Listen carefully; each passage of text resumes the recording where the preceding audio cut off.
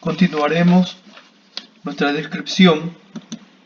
hablando de lo que constituye una de las motivaciones de consulta más frecuente por parte de los pacientes y que conocemos como el reflujo gastroesofágico.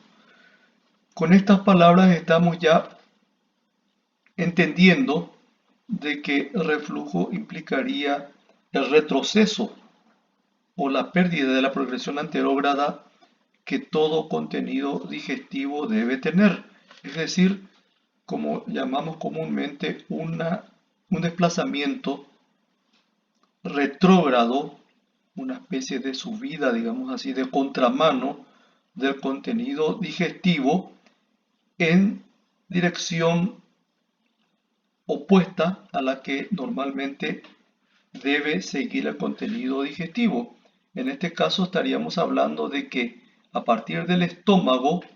del contenido gástrico, nuevamente refluye hacia el esófago, siguiendo un camino totalmente opuesto al que anatómica y funcionalmente debería seguir. Este proceso, para que sea catalogado como reflujo gastroesofágico, debería tener algunas características, ya que todo proceso gastroesofágico retrógrado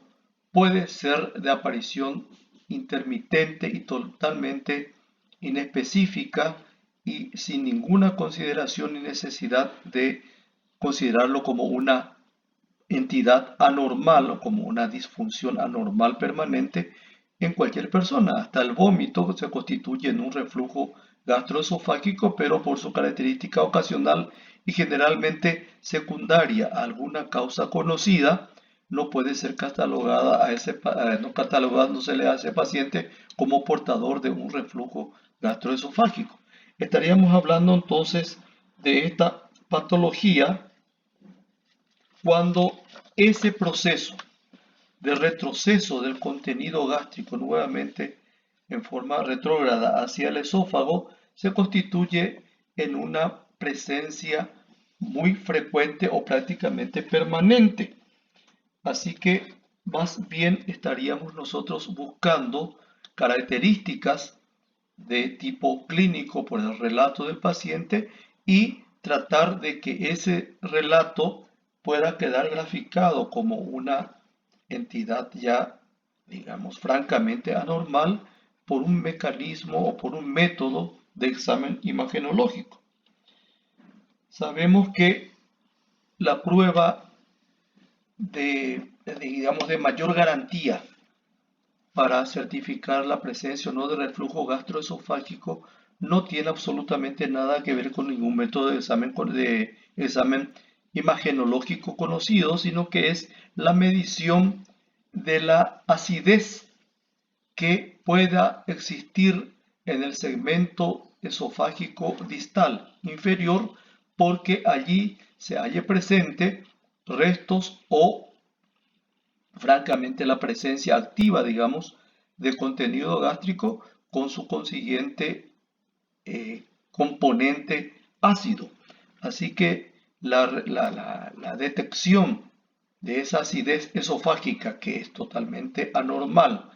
y que esa acidez reúna ciertas características que se asocian con la clínica que refiere el paciente y otros hallazgos que puedan ser también agregados, podríamos ir atendiendo que se trata de un reflujo gastroesofágico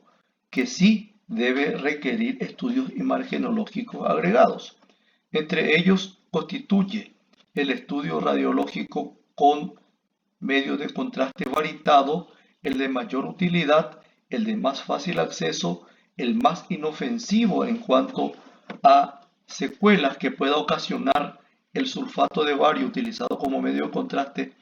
a la posibilidad de que el reflujo ya haya ocasionado algún cambio o algún daño en la mucosografía esofágica distal, y entonces vamos a poder ver en forma gráfica los momentos o la frecuencia o la intensidad y el volumen incluso de este retroceso de contenido gástrico nuevamente hacia el esófago. se debe entonces recurrir a cambios posicionales del paciente, pero ya no en el sentido que desde el punto de vista teórico rige, digamos, el estudio o la investigación del reflujo gastroesofágico por métodos gráficos, porque sola y exclusivamente debemos recurrir a cambios posicionales del paciente que, digamos, éste realice en su vida diaria.